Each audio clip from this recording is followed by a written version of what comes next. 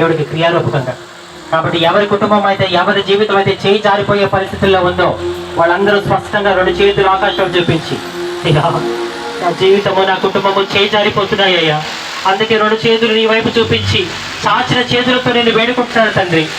ఈరోజు మా మధ్యలో నువ్వు చేసిన కార్యానికి నీకు వందనాలు. వర్షం పడి ఈ మీటింగ్ ఆగిపోద్దని చాలా మంది అనుకున్నారు, కానీ దేవుడు అద్భుతంగా వర్షాన్ని ఆపాడు.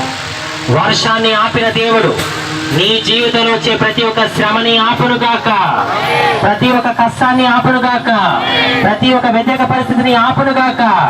దేవుడికి అసాధ్యమైనది ఏది లేదు నా ప్రియ సహోదరి సహోదరుడా. వర్షము పడి ఆగిపోవాల్సిన మీటింగ్ దేవుడు ఆపాడు. అసాధ్యాన్ని సాధ్యం చేసిన దేవుడు నీ కుటుంబంలో నీ జీవితంలో ఏదైతే అసాధ్యంగా ఉందో దాన్ని దేవుడు సాధ్యపరచును గాక. రెండు చేతులు ఆకాశమే పెట్టి, అయ్యా నా జీవితం చేజారిపోతుంది, నా కుటుంబ పరిస్థితి చేజారిపోతుంది నాయన, ఈ రోజు నాతో మాట్లాడేందుకు నీకు వందనాలు నాయన. అయ్యా శ్రమ కలుగుట నాకు మేలాయను అన్నావు. ఇన్నాళ్ళు శ్రమలు రావద్దని ప్రార్థన చేశాను, దానివల్ల నాకేమీ రాలేదు నాయన. అయ్యా శ్రమలే లేకపోతే నేను నిన్నే మర్చిపోతాం యేసయ్యా. కానీ ఈరోజు నాతో మాట్లాడు, ఇక నుంచి నేను శ్రమలు రావద్దని ప్రార్థన చేయి.